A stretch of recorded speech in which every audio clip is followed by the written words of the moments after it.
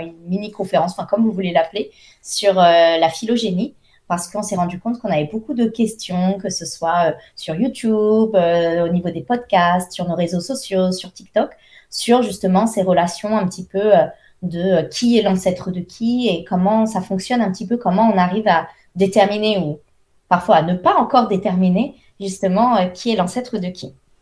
Voilà, ça commence comme maintenant, Aerostat. Donc, on va pouvoir passer la slide d'après.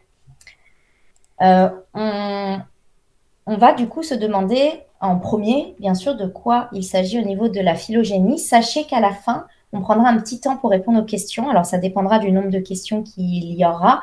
Peut-être on pourra répondre à toutes ou pas. Mais voilà, n'hésitez pas au fur et à mesure, s'il y a des choses que vous ne comprenez pas, à préparer vos questions, à noter vos questions et on essaiera d'y revenir à la fin. Alors, la phylogénie ou l'histoire de l'évolution. On va évidemment faire une petite partie un peu globale. Donc là, vous voyez, c'est un exemple d'arbre phylogénétique du vivant. Donc, il est très gros, hein, il représente l'ensemble du vivant. Où vous voyez la petite flèche, c'est là où se trouve notre espèce, donc Homo sapiens. En rose, vous avez en gros les eucaryotes. En vert, vous avez les archées. Et dans la partie violette, vous avez les bactéries. Vous voyez, il y a beaucoup de bactéries et un petit peu moins d'archées et d'eucaryotes. Donc, quand on s'intéresse à la phylogénie, on va s'intéresser à l'histoire évolutive des espèces. On va se demander quelle est cette histoire et comment elle se construit. Ne vous attendez pas à voir quelque chose de linéaire, comme on voit souvent dans la représentation, vous savez, de ce chimpanzé qui se redresse, qui devient un australopithèque, puis un Homo erectus, néandertal et Homo sapiens. Ça ne ressemble pas du tout à ça, en réalité, l'histoire évolutive des espèces. On ne les représente pas du tout comme ça en science. Ça, c'est quelque chose qui a été, j'allais dire vulgarisé, mais je dirais même mal vulgarisé parce que ça induit en erreur. Donc, il n'y a pas de notion de chaînon manquant dans les espèces parce que déjà, l'évolution, c'est pas une chaîne. C'est pas on passe d'une espèce A à une espèce C en passant par une espèce B. Il n'y a pas d'étape intermédiaire. L'évolution, c'est quelque chose qui se fait petit à petit, tout le temps, et on n'en a même pas toujours conscience. En tout cas, nous, à notre échelle, on n'en a pas conscience. Donc, la phylogénie est là justement pour étudier la relation de parenté entre les différentes espèces, les différents genres, les différents taxons, si on veut parler beaucoup plus large, entre les espèces actuelles, mais aussi parfois les espèces disparues. Et d'ailleurs, parfois, on a des arbres phylogénétiques qui sont uniquement sur des espèces disparues. Voilà. Ce que l'on va essayer de déterminer, comme je vous dis, on ne peut pas déterminer qui vient avant qui, puis après qui, parce que ce n'est pas du tout quelque chose de linéaire. L'évolution, c'est quelque chose de buissonnant, avec des ramifications un petit peu dans tous les sens, et puis parfois, il y a des branches qui se croisent. On va essayer ici de déterminer qui est le plus proche de qui a le dernier ancêtre commun. Par exemple, pour simplifier, moi, mon dernier ancêtre commun avec mes parents, ça va être mes grands-parents. Mais si on remonte plus haut d'un point de vue espèce, on va se demander, OK, mon espèce, de quelle autre espèce elle a été la plus proche juste avant? Et puis ces deux espèces-là, avec quelle autre espèce elle a été la plus proche? On peut remonter comme ça très très loin. Slide suivante, s'il te plaît, Mathilde. Donc, on a un système de classification que vous avez déjà vu, qui repose sur 7 niveaux d'organisation principaux que vous voyez s'afficher à l'écran. Les plus connus, en général, vous savez que voilà, il y a le monde du vivant. Ça, jusque-là, vous savez qu'on est tous vivants. Il y a le règne, notre règne animal. Embranchement, classe, vous connaissez peut-être pas, sauf si c'est des choses qui vous intéressent déjà. L'ordre, c'est les primates auxquels nous appartenons, dans notre exemple. Et après, effectivement, bon, il y a les familles, ça je passe. Il y a les genres. Notre genre, c'est le genre Homo. Et l'espèce, c'est Homo sapiens. Et non pas Homo sapiens sapiens. Attention, ça, il s'agit d'une très vieille appellation quand on ne savait pas si Néandertal était la même espèce que nous ou non. On avait 2 sous-espèces, du coup, Homo sapiens néandertalensis et Homo sapiens sapiens. Mais depuis que la génétique est arrivée et nous a dit non, clairement, on est 2 espèces différentes. On a Homo néandertalensis et Homo sapiens. Mais voilà. Donc, on a ces différents taxons et ensuite, on va se demander comment la phylogénie va pouvoir classer tout ça. Mais avant, faisons un petit peu d'histoire des sciences. Donc, le thème phylogénie C'est milieu du 19e siècle, 1868, dans un ouvrage où je ne vais pas me tenter à prononcer le nom et je pense que vous comprenez pourquoi, mais vous pouvez le lire à l'écran. J'espère que c'est pas trop petit sur TikTok. Il va dénommer ça. Alors, j'ai pris un extrait de la phrase, hein, j'ai pas noté toute la phrase, mais comme l'histoire de l'évolution paléontologique des organismes. Donc voilà, on va se demander quelle est l'histoire évolutive de ces organismes. On va commencer à essayer de comprendre un petit peu les relations de parenté qui peuvent exister entre ces différents organismes. Et maintenant, je vais donner la parole à Mathilde qui va vous expliquer comment fonctionne la phylogénie. Alors oui, alors moi c'est de la partie un petit peu plus technique. On va dire comment est-ce que ça fonctionne concrètement, comment est-ce qu'on fait pour réussir à mettre les différentes populations, les différents taxons que l'on appelle en phylogénie dans les petites boîtes dont Alexia vient de vous parler. Alors, pour revenir un petit peu sur les notions de base, sachez que la phylogénie actuellement est dans un modèle qu'on dit cladistique. C'est un des derniers modèles qui est paru au milieu des années du XXe siècle, pardon, de l'année 1950. Il y a le modèle cladistique qui est arrivé et dans celui-ci, on s'intéresse au clade. Alors, qu'est-ce qu'un clade? C'est un petit mot qui désigne, qui veut dire que groupe monophylétique. Et vous allez me dire, ça ne nous avance pas beaucoup de dire qu'un clade, c'est un groupe monophylétique parce que c'est pas beaucoup plus clair dit comme ça. Mais un groupe monophylétique, phylétique pour lignée, mono pour une seule.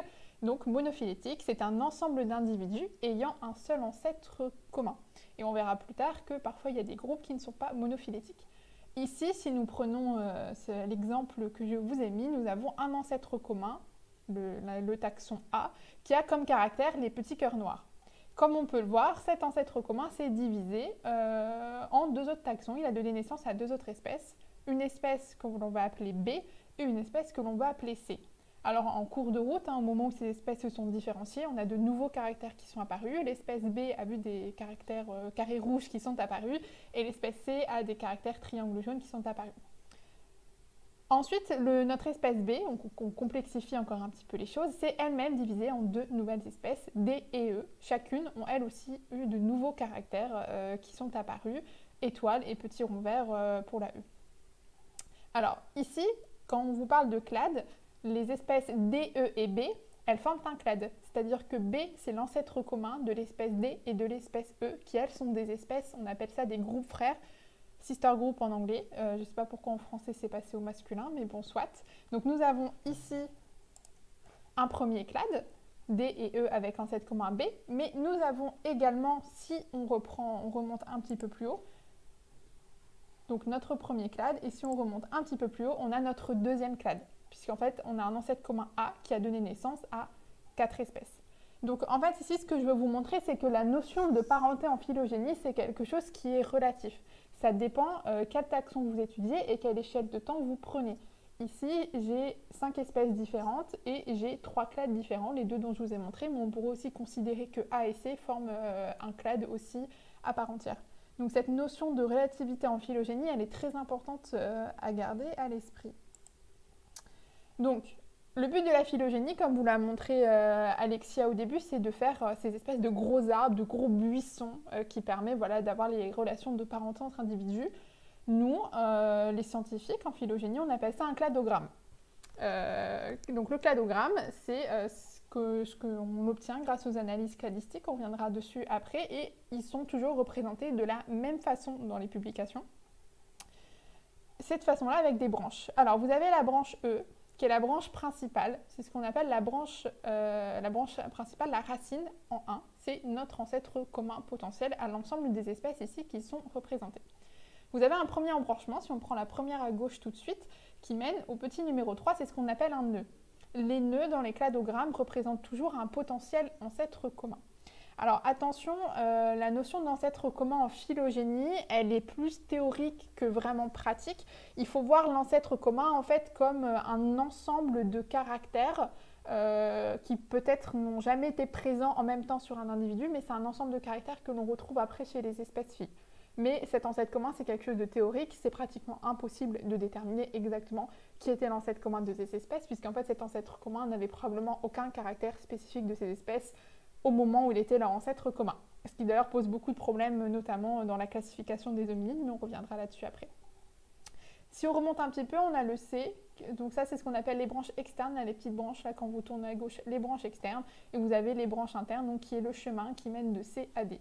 La longueur des branches, généralement, ne représente aucune valeur. Il n'y a pas de valeur temporelle, par exemple. Ce n'est pas parce que la branche qui donne à C est plus longue que la branche à D qu'il y a forcément plus de temps qui est passé entre l'apparition de ces deux espèces. Ça n'a pas vraiment de valeur. Honnêtement, parfois, on fait juste lire comme on peut toutes les informations, parce que quand on travaille avec beaucoup d'espèces, ça devient très vite le bazar.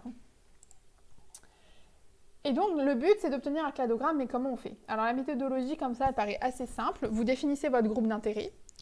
Ensuite, vous sélectionnez les caractères que vous souhaitez étudier. Alors, très souvent, on parle de caractères qui sont anatomiques, mais sachez maintenant qu'avec le développement de la génétique et de la biologie moléculaire, on prend aussi des caractères génétiques et moléculaires, par exemple des séquences d'ADN que l'on compare entre différents taxons, mais ils peuvent également être embryologiques. En fait, vous pouvez prendre à peu près tous les caractères que vous souhaitez, tant qu'ils sont présents chez les taxons que vous souhaitez étudier. Et ensuite, on va coder ces caractères et on va utiliser un logiciel et un programme informatique pour les traiter, puisque maintenant, nous ne faisons plus ça à la main. Alors sachez qu'il y a une époque où, en phylogénie, ils faisaient ça à la main, ils codaient tous leurs petits caractères à la main, ils faisaient tous les matrices à la main, ce qui était un travail absolument colossal, mais maintenant, on est aidé quand même de l'informatique. Alors, définissons notre groupe d'intérêt. On se pose deux questions principales. Quel taxon est-ce qu'on souhaite étudier et à quel groupe est-ce qu'on souhaite le comparer? Donc ici, si on prend un exemple, on va comparer notre espèce, Homo sapiens, et on va le comparer à Homo neanderthalensis, plus connu sous le nom de Néandertal, Australopithecus afarensis et lémur cata. Ici, lémur cata, qui est une espèce de lémurien, il faut le voir un petit peu comme le groupe externe, c'est-à-dire que c'est un groupe qui ne fait pas partie des hominines, contrairement à Homo neanderthalensis et Australopithecus afarensis. Pourquoi est-ce qu'on prend un groupe qui est externe? Parce qu'en fait, ça nous permet de mieux coder les caractères et du coup, ça va permettre au programme d'identifier les caractères qui sont spécifiques aux hominines et non pas à l'ensemble des primates. Donc, on utilise toujours un groupe externe en phylogénie. La difficulté de choisir le groupe externe, c'est qu'il faut qu'il soit suffisamment éloigné des taxons que l'on étudie pour que ce soit un vrai groupe externe, mais pas trop non plus, parce que sinon, ça fausse tout. Vous n'allez pas prendre, je ne sais pas, le taxon ver de terre, par exemple, pour étudier Homo sapiens. C'est un petit peu trop éloigné, ça va fausser les résultats.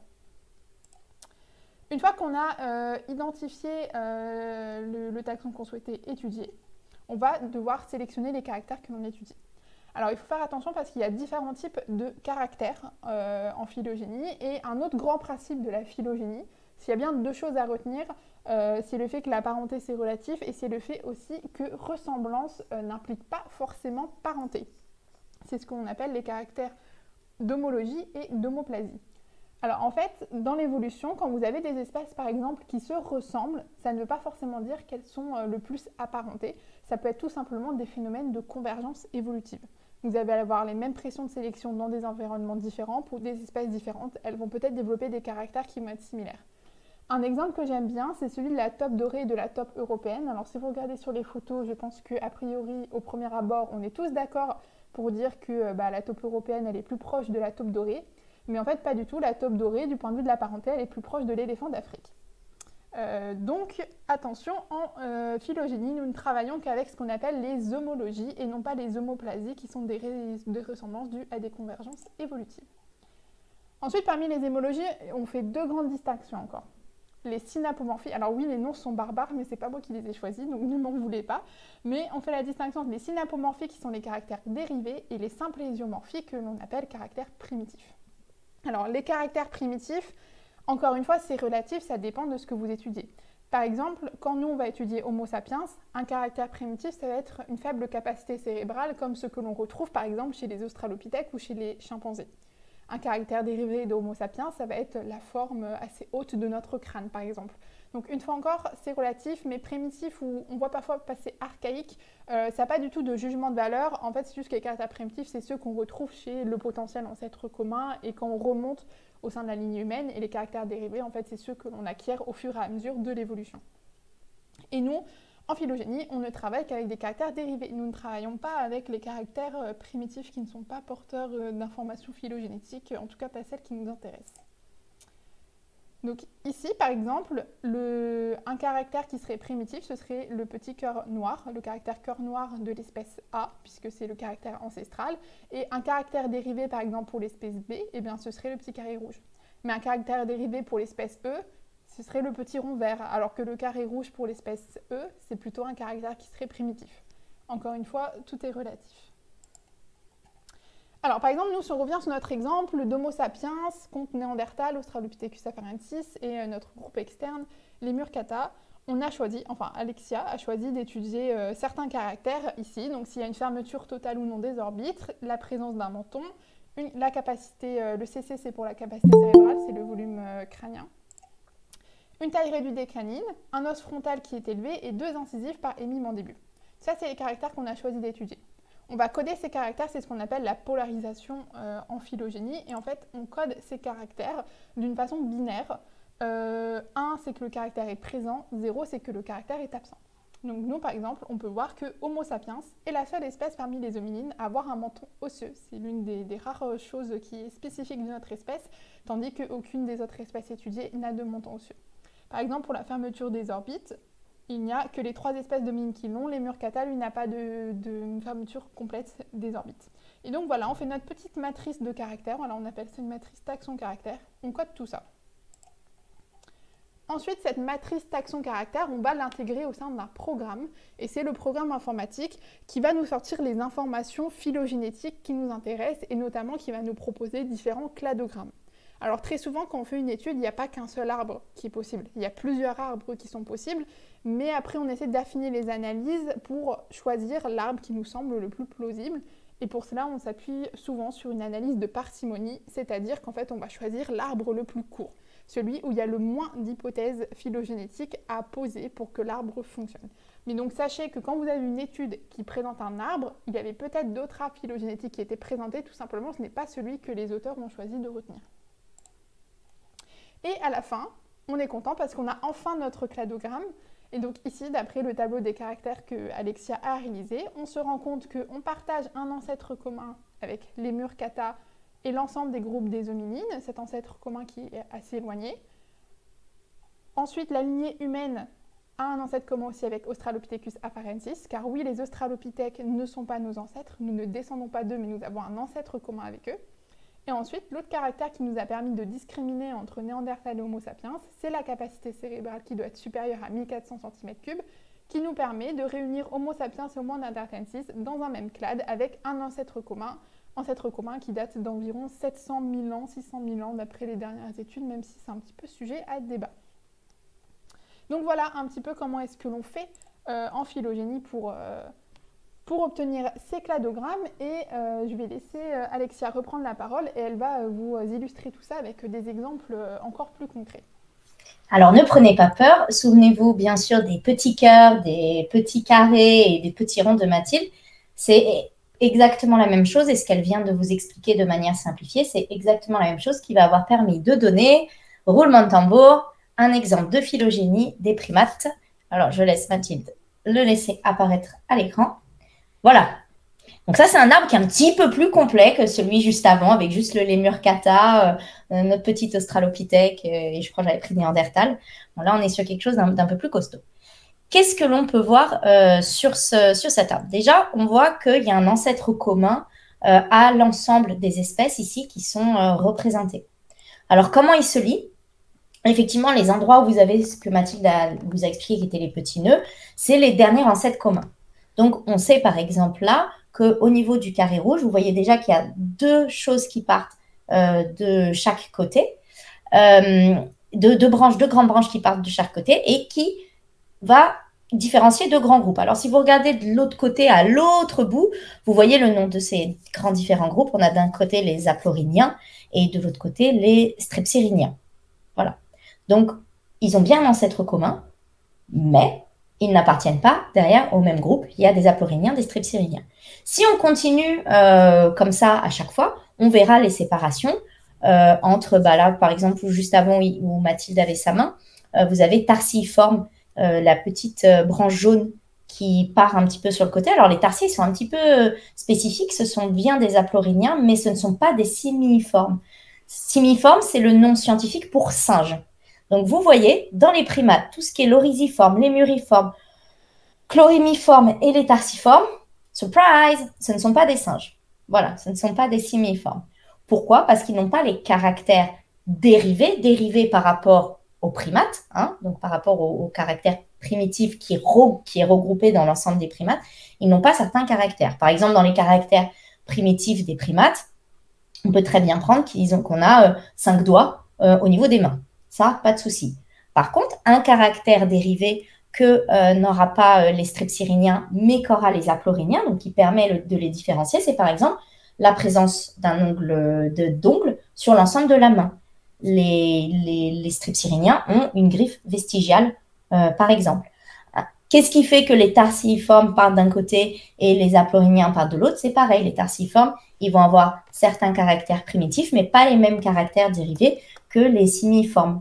Par exemple, la fermeture osseuse au niveau des orbites. Si vous avez tous déjà visualisé un crâne d'humain, j'imagine, et vous voyez que derrière, au niveau des orbites, la partie osseuse, elle est totalement fermée.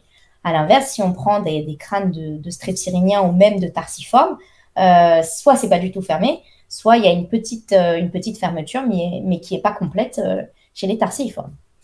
Si on continue à avancer sur notre petit arbre, on voit qu'on a encore un nœud. Et là, on va avoir ce qu'on appelle les primates de l'Ancien Monde et les primates du Nouveau Monde. Donc pareil, ce sont des caractéristiques qui les différencient. Donc à chaque fois, n'oubliez pas, on change. Hein. Quand je veux différencier les primates du Nouveau Monde et de l'Ancien Monde, ce qui devient primitif, c'est ce qui correspondait à cette hypothétique ancêtre commun, parce que tous les caractères qu'ils avaient tous les deux pour l'ancêtre commun, et ce qui devient dérivé maintenant, ce sont les caractères qui vont être spécifiques à chacun d'eux. On va continuer sur la branche des primates de l'Ancien Monde. Et là encore, surprise, on ne s'y attendait pas, il y a un dernier ancêtre commun, et de nouveau des embranchements. D'un côté, on va avoir les Cercopithecodea. Donc, c'est en anglais, c'est là où il y a des choses des fois qui sont un petit peu mélangées. En anglais, il y a une distinction qui est faite entre monkeys et ape, great ape. Les monkeys, donc ce n'est pas synonyme de simiforme singe en français. Donc, faites bien attention à ça. Nous, en fait, on a les singes et les grands singes. Eux, ils vont avoir les ape et monkeys qui sont séparés. Donc, des fois, il y a des confusions qui sont faites au niveau des traductions. Donc, on a les Cercopithecodea qui, d'ailleurs, on le voit un petit peu sur les photos, ils ont plutôt le dos, il est pronograde, hein, il est allongé. Ils n'ont pas un dos redressé comme nous ou comme peuvent avoir les gorilles, les chimpanzés, etc. Quand ils s'assoient, leur dos, il n'est pas redressé et même, ils sont, vous le voyez sur les visuels, quadrupèdes. Voilà. Donc, ça, c'est les Cercopithecodea. Dedans, il y a par exemple les babouins, voilà, les macaques, etc. Donc, avec eux, les caractères primitifs que l'on va avoir, ça va être effectivement cette fermeture au niveau des orbites. Notre dernier ancêtre commun avait les orbites fermées, mais nous, on a un caractère dérivé, c'est ce qu'on appelle l'orthogradie, c'est notre dos qui est redressé, comme l'ensemble des Hominidae. Donc là, on arrive dans le groupe des Hominidae. Et on va passer la slide, comme ça, vous allez voir tout de suite avec une jolie flèche où se trouve notre espèce, Homo sapiens. Donc, vous voyez, même au sein des Hominidae, on a certains primates, certains singes, certains simiformes dont on est plus proche que d'autres. Si on regarde, alors ça va peut-être être un peu pour vous, mais on a toute la partie troglodytes, pampanicus, etc., qui sont les chimpanzés et les bonobos. Vous voyez que c'est avec eux dont on est le plus proche, avec eux avec qui on partage le dernier ancêtre commun. Un petit peu plus, si on recule un petit peu, on va retrouver le dernier ancêtre commun avec la lignée des gorilles. Et si on remonte encore un peu plus, on va retrouver le dernier ancêtre commun avec le genre Pongo. Alors, apparemment, Mathilde, il y a un carré noir. Ah oui, il y a un... Si vous ne voyez pas bien, appuyez sur le carré noir et vous pouvez zoomer. Ah non, c'est pour les gens qui a dit ça, pardon. Donc voilà, donc ça, c'est un exemple de phylogénie générale au niveau des primates. Vous voyez, finalement, ça a l'air d'être très barbare comme ça quand on regarde, mais si on suit, on comprend que chaque nœud, c'est la marque du dernier ancêtre commun entre des groupes, et au fur et à mesure qu'on descend dans les groupes, un peu comme des poupées russes, ou en entonnoir, si vous préférez, au fur et à mesure qu'on est précis, on va avoir à chaque fois le dernier ancêtre commun le plus proche pour les espèces que l'on regarde. C'est pour ça qu'avant de commencer une étude comme ça, les choses que l'on va se demander, c'est qui on veut étudier par rapport à quoi. parce que caractère dérivé et primitif, ça dépend de ce que l'on étudie et de où on veut se placer et de la précision à laquelle on veut être, à quel niveau d'étude on veut être. On va prendre un autre exemple qui va faire plaisir, je pense, à Terra Antica. Big up à Terra Antica. Le crâne d'Arbin, c'est une petite dédicace. Donc ça, c'est un crâne qui a été retrouvé en Chine. Et il y a une petite... Oui, voilà, je savais que ça allait lui plaire. Il y a un article scientifique qui a été publié le 4 juin 2021, si je ne dis pas de bêtises. Voilà, publié le 25 juin. Non, il a été accepté le 4 juin, il a été publié le 25 juin. Et c'est une phylogénie, cette fois-ci, des hominines du Pléistocène. Alors, c'est quoi hominine, enfin du Pléistocène moyen pour être précise?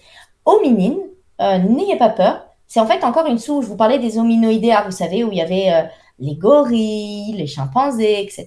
Et bien, au sein des hominoïdea, en fait, il y a encore un sous-groupe un peu plus précis avant d'arriver au genre Homo, qu'on appelle les hominines. Les hominines, nous, en paléanthropologie, pour nous, en gros, ce sont tous les représentants de la lignée humaine. Qu'est-ce qu'on entend par représentant de la lignée humaine? En fait, ce sont tous les simiformes. Donc, il faut déjà être dans la boîte simiforme pour pouvoir prétendre à faire partie de la lignée humaine.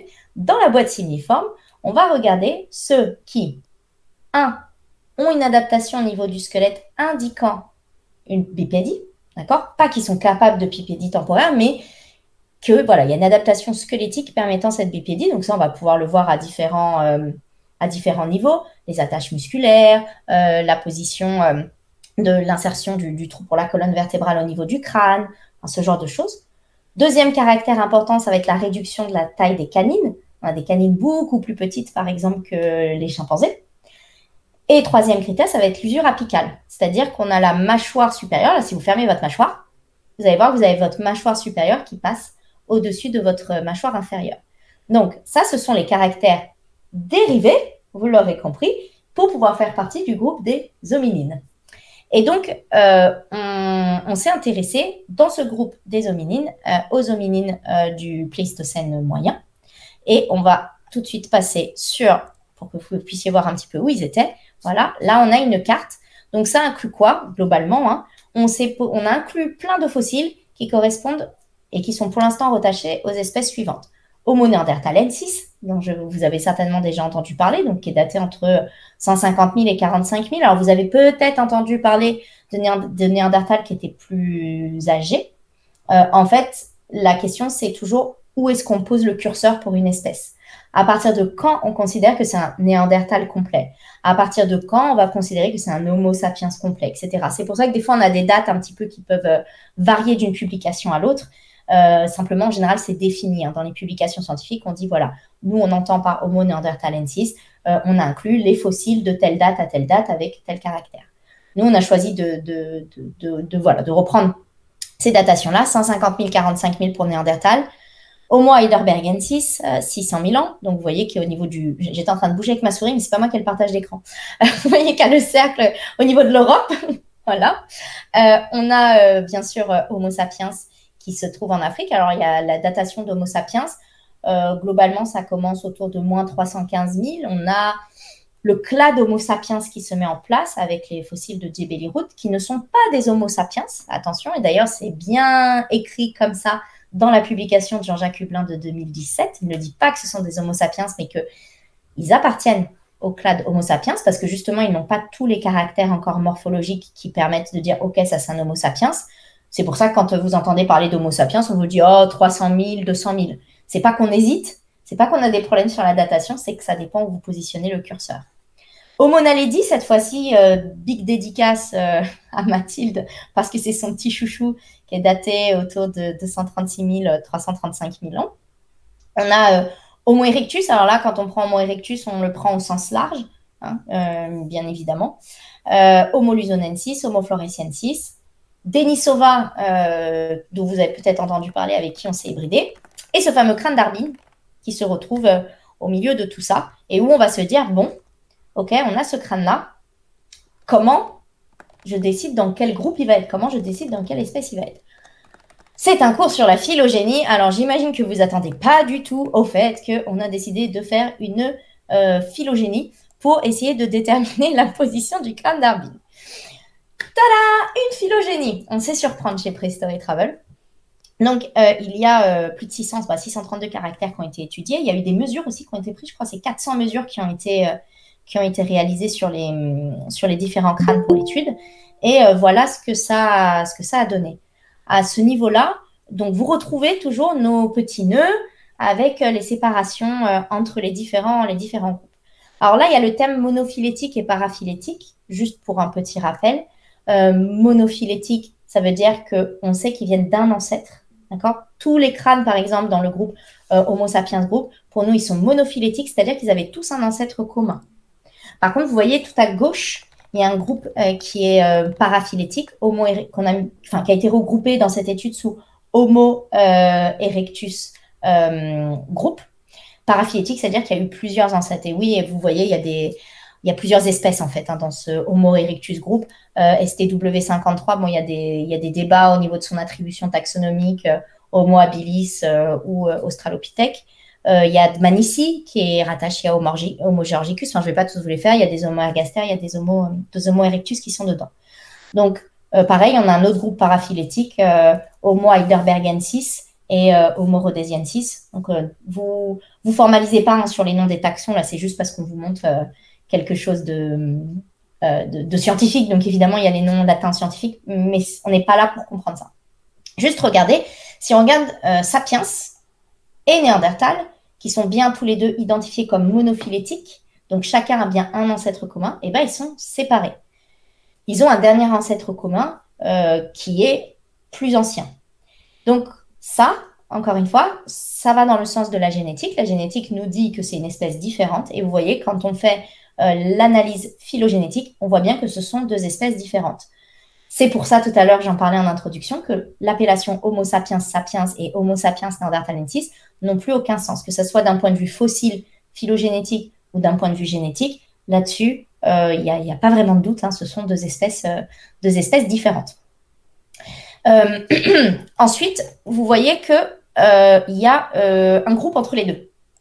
C'est-à-dire qu'il y a un groupe qui est plus proche de nous que Néandertal ne l'est, avec qui on a un dernier ancêtre commun potentiellement plus récent. Et là, qu'est-ce qu'on voit ? On trouve notre petit crâne d'Arbin. Et en effet, ce crâne-là, il est positionné à cet endroit-là. Donc vous voyez, ça nous permet de savoir que ce crâne d'Arbin, potentiellement, il n'a rien à voir avec les Homo erectus, Homo habilis, Homo ergaster ou Homo georgicus. Ça nous permet de savoir qu'il est assez dérivé pour ne pas être non plus dans le groupe un peu paraphylétique là, des Homo heidelbergensis et rhodesiensis. Ça nous permet de savoir que c'est un groupe qui est plus proche de Néandertal, du groupe des Néandertals, que du groupe paraphylétique des Homo erectus, par exemple. Et ça nous permet aussi de voir qu'il est plus proche du groupe Homo sapiens que du groupe des Néandertals.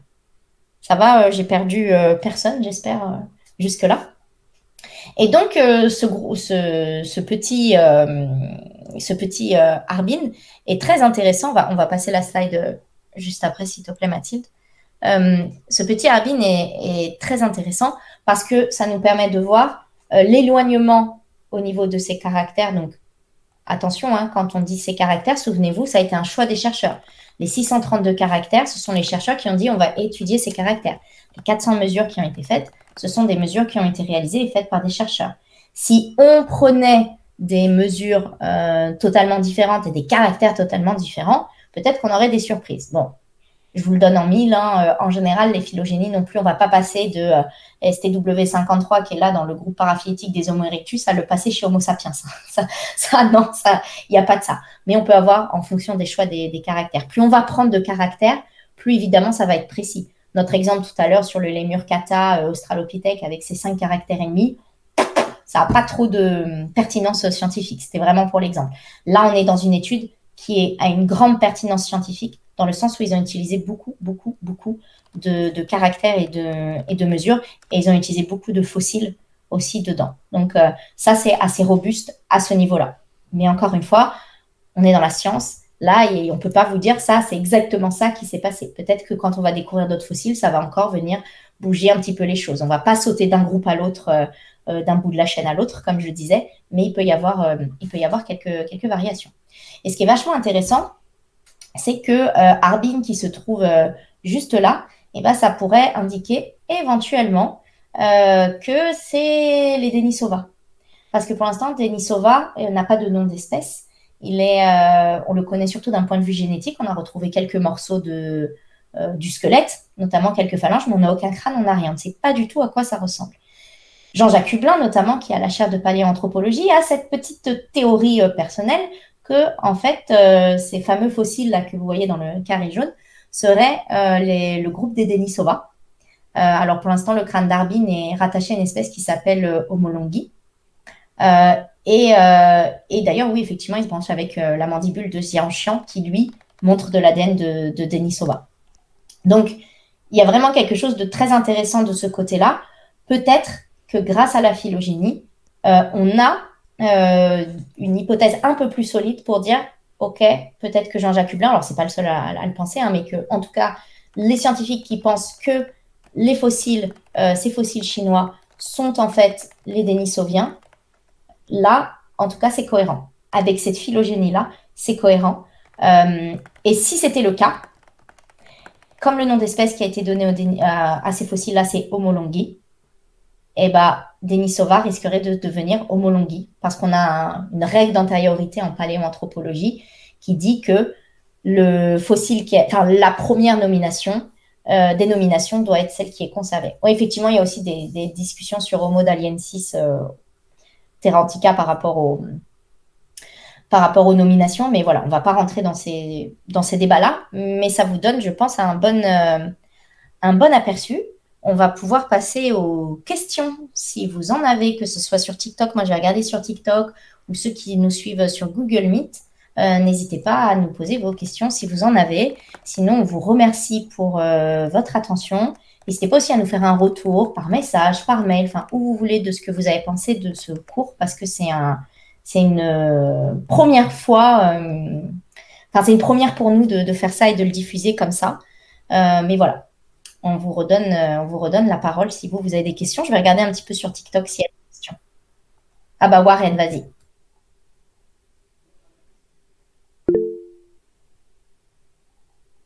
Alors Warren, t'as ton micro de coupé par contre, n'oublie pas d'enlever ton micro si tu veux poser la question. Non, en fait, j'ai pas de questions. Désolé, désolé. Je suis à peine d'arriver, j'étais un peu en retard. Désolé, vraiment. Non, mais pas de souci. Pas de souci, je vois dans le chat et surtout pas Homo sapiens sapiens, oui, toujours pas Homo sapiens. C'est même mâchoire, j'ai une question. Alors Kevin Brad, je ne sais pas si tu es encore là, mais si tu as une question, n'hésite pas à nous la poser. Et je regarde les commentaires. Doc Loco.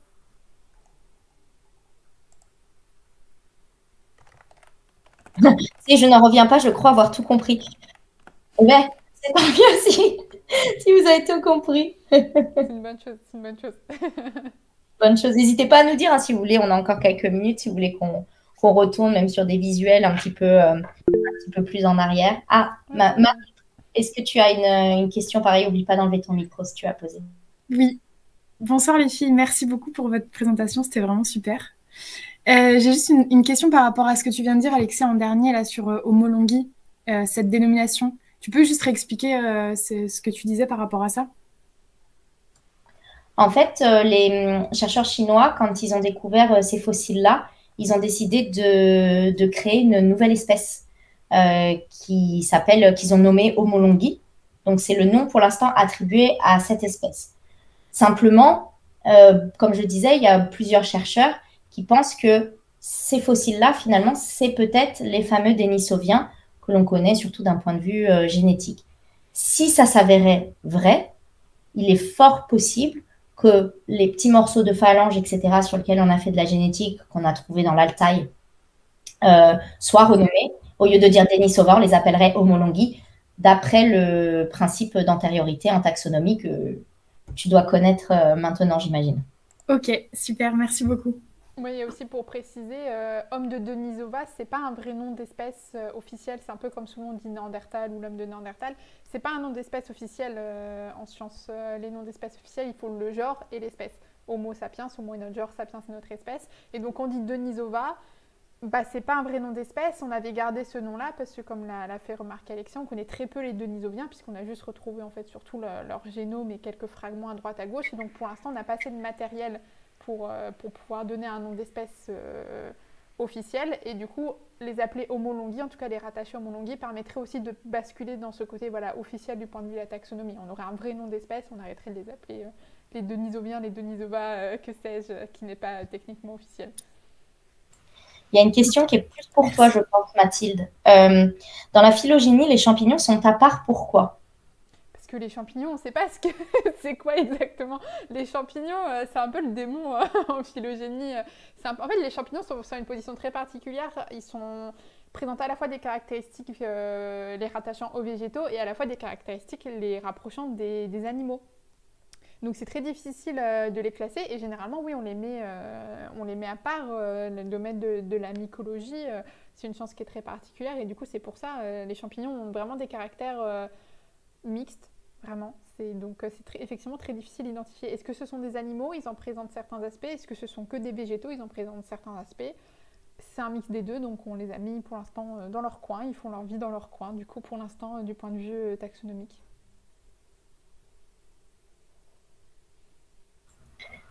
Est-ce que vous avez d'autres questions? Parce que j'essaye de remonter en même temps, mais je crois que j'ai réussi à répondre à peu près dans TikTok aux questions au fur et à mesure. Merci pour tous les cadeaux d'ailleurs qui sont faits. On m'a mentionné trop bien votre live. Bon, il faut dire ça aux végans. Voilà. Bon, on espère en tout cas que ça vous a permis d'y voir plus clair. Vas-y, il y a Terentika, enfin Roland, qui a une question. Nous t'écoutons. Si tu parles d'homo antécessor, je te coupe, je te mute. Non. Vous m'entendez? Oui. Alors, du coup, moi, c'était... Alors, c'est par rapport à la phylogénie, mais c'est pas homo antécessor, heureusement pour vous. C'est sans giron, pour le coup. Sans giron, oui. Du coup, si je lis bien, c'est le plus basal des Homo erectus asiatiques. Oui. C'est pas un peu une surprise par rapport à l'âge des fossiles ou alors ils ont pris les fossiles les plus âgés parce qu'il y a plusieurs strates, je crois, à Sangiran. Oui, il y a plusieurs strates. Ils ont pris Sangiran 17 parce que c'est l'holotype d'Homo erectus. Mais c'est pas si étonnant que ça qu'ils soient plutôt en position basale parce que les Homo erectus ici sont un peu plus récents et par conséquent ils ont des caractères qui sont plus prononcés. Là, on a certaines lignées qui sont des fins de lignées évolutives. Donc moi, ça ne me choque pas plus que ça que Sangiran soit placé ici. Après, encore une fois, la phylogénie, là, elle est un petit peu, un petit peu étrange du fait qu'ils ont réuni plutôt les Homo ergaster, qui sont une espèce qu'on retrouve en Afrique. Là, ils ont tout réuni sous le nom d'Homo erectus. Du coup, en fait, ça fausse un petit peu, je pense, ce qui se passe par ici. Parce que du coup, on a ce groupe-là, en fait, qui serait Homo erectus, et ce groupe-là qui devrait plutôt être attaché sous Homo ergaster. Moi, c'est vrai que le petit truc que j'aurais à redire, c'est que j'aurais aimé voir où se plaçait pour le coup Homo rhodesiensis. Rudolfensis pour le coup. Ouais, Rudolfensis, ils n'ont pas pris Homo habilis non plus dans l'étude.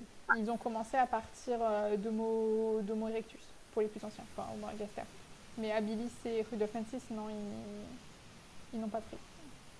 Enfin, ils ont pris quand même STW53 qui n'est pas un Homo erectus, voilà, même avec... Mais comme d'hab ici, mais du coup, c'est pour ça que les deux, ils forment un petit clade. Sur oui. Clade, là, on a un petit groupe monophylétique, parce qu'en fait, ces deux-là devraient presque être attachés aussi à une autre espèce. Donc c'est pour ça, là, ça forme un petit clade. Là, on a un autre clade avec nos petits Homo ergaster, et là, on a un autre clade avec nos petits Homo erectus. Ce qui est très intéressant pour le coup, parce que ça voudrait dire une sortie d'Afrique, du coup... très tôt dans l'histoire des Homo erectus au sens large pour le coup. Ouais, 1,8 million d'années pour l'instant. En tout cas, c'est l'un des plus anciens sites avérés. Je sais qu'en Chine, ils ont des sites autour de 2 millions d'années, mais les datations étaient un peu controversées. Donc pour l'instant, on ne les prend pas comme date officielle, mais du coup, officiellement, c'est 1,8 million d'années. La plus ancienne sortie d'Afrique de millions. Puis ça reste des sites où c'est du lithique, donc il faudra des fossiles en fait. En Chine, on manque cruellement de fossiles pour ces périodes-là. Il y a vraiment un gap pour le coup. Donc c'est vrai que ça gêne aussi pour identifier les effets. Alors du coup, pour répondre à Abel qui demande quelles sont les méthodes de datation, il faut savoir qu'on a plein de méthodes de datation et que ça dépend grandement de ce que l'on veut dater et de ce que l'on a aussi à notre portée. On a des méthodes plutôt de datation type stratigraphique ou géologique, où on va regarder, par exemple, la stratigraphie, où on va regarder, vous savez, les cernes là, sur les arbres, les ronds. Ça, c'est assez précis, par exemple, ce qu'on appelle la dendrochronologie. On peut dater par paléomagnétisme. On va avoir des méthodes chimiques pour dater. On peut avoir des méthodes qui vont mesurer la croissance et la décroissance d'isotopes ou de phénomènes radioactifs. Là-dedans, vous connaissez sûrement le carbone 14. Et, par exemple, on nous pose souvent la question du carbone 14, mais il faut savoir que déjà, on ne peut pas tout dater au carbone 14. Mais au-delà de ça, il y a une limite de temps. Le carbone 14, au-delà de 45 000, moins 45 000, moins 50 000 ans, c'est moins 50 000, c'est vraiment la limite. On ne peut plus dater, en fait, parce qu'il n'y a plus justement assez de carbone pour le dater. Après, on a la datation à l'argon, l'uranium-thorium, et on va avoir aussi les méthodes qui mesurent, cette fois-ci, les dommages créés par la radioactivité sur les minéraux, comme les méthodes de luminescence stimulée optiquement, les mesures de la thermoluminescence, où on va essayer de voir depuis combien de temps était enfoui un objet, etc. Donc, le carbone 14, dont on entend souvent parler, c'est vraiment une seule parmi énormément de méthodes. Après, là, pour faire un lien avec la phylogénie, vous voyez qu'il y a des dates qui sont proposées au niveau de cette phylogénie. Mais bon, ça, c'est un petit peu... voilà, ça se discute fortement. Les dates qui sont données comme ça à partir de phylogénie ou même des fois à partir de l'horloge moléculaire. L'horloge moléculaire est quand même, Mathilde, tu me dis si je me trompe, est quand même plus précise que ce que la phylogénie peut donner. Mais l'horloge moléculaire, on l'a fait par rapport à ce qu'on connaît aujourd'hui, par rapport au développement que l'on connaît des organismes et des espèces aujourd'hui. Ça ne veut pas dire que s'ils avaient exactement le même développement il y a plusieurs millions d'années. Donc là aussi, on va mettre des petits guillemets. En général, ce qui va nous permettre de, quand on dit le dernier ancêtre commun, par exemple, entre Néandertal et Sapiens, c'est autour de 600 000 ans. Là, vous voyez sur la phylogénie, ça donne plutôt 1 million. Bon, ce qui va nous permettre plutôt de trancher dans un sens ou dans un autre, c'est effectivement, comme je disais, la génétique qui est quand même plus robuste pour ce genre de datation. Et en général, on a tendance à croiser aussi les informations en regardant les fossiles. Par exemple, je ne pourrais pas avoir un dernier ancêtre commun entre Néandertal et Sapiens à 600 000 ans si j'avais des fossiles de Néandertal et de Sapiens qui sont antérieurs à 600 000 ans. Vous voyez ce que je veux dire? Donc, on va croiser en général beaucoup de méthodes. Si vous voulez plus d'informations sur les méthodes de datation, sur notre site internet, nous avons un article dessus. Alors, c'est un article d'introduction assez général. Vous allez sur prehistorytravel.com et vous allez sur la partie médias, enfin dans le médias et articles. C'est l'avant-dernier article, si je ne dis pas de bêtises. Voilà. Et du coup, il y avait une autre question, mais ça, c'est plus pour Mathilde. Est-ce que du coup, les champignons sont intermédiaires entre le règne végétal et le règne animal? Théoriquement, oui, mais je crois qu'on les a classés parmi les végétaux quand même. Enfin, ils ont leur petit embranchement à part. Mais du coup, oui, c'est un des gros problèmes. Il y a deux gros débats en phylogénie actuellement dans le monde vivant. C'est savoir où ranger les champignons exactement et savoir où ranger les virus exactement aussi, parce que pour l'instant, les virus, ils ne sont pas rangés dans le domaine du vivant, même si pour certains, il faudrait les ranger. Donc ça, c'est un peu les deux grandes questions du domaine du vivant. Donc là-dessus, il faudrait que je regarde, mais je ne crois pas qu'il y a eu beaucoup d'évolution depuis de nouvelles découvertes depuis que je l'ai étudié. Mais pour l'instant, oui, les champignons, ils sont à cheval entre les deux. Mais ils font partie des eucaryotes. Ils ont été rangés parmi les eucaryotes. Puisque les végétaux et les animaux sont rangés dans le même grand domaine, les eucaryotes. Il y a 3 grands domaines du vivant. Les archées, qui sont les bactéries très très anciennes, les premières bactéries qui sont apparues sur Terre a priori. Les bactéries, qui est un groupe absolument énorme. Si je vous remontre au tout début. Tac. Tac, voilà, si on prend ça, tout ce que vous voyez là, tout ça, ce sont les bactéries dans le domaine du vivant. Donc ça, c'est l'un des grands domaines du vivant. Tout ça, ce sont les bactéries. Donc les bactéries sont bien supérieures. Ici, on a ce que l'on appelle les archées, qui sont un domaine qui est un petit peu plus petit. Et ici, là, il y a les eucaryotes. Et là-dedans, il y a les champignons qui sont rangés un peu à cheval entre les végétaux et le règne animal.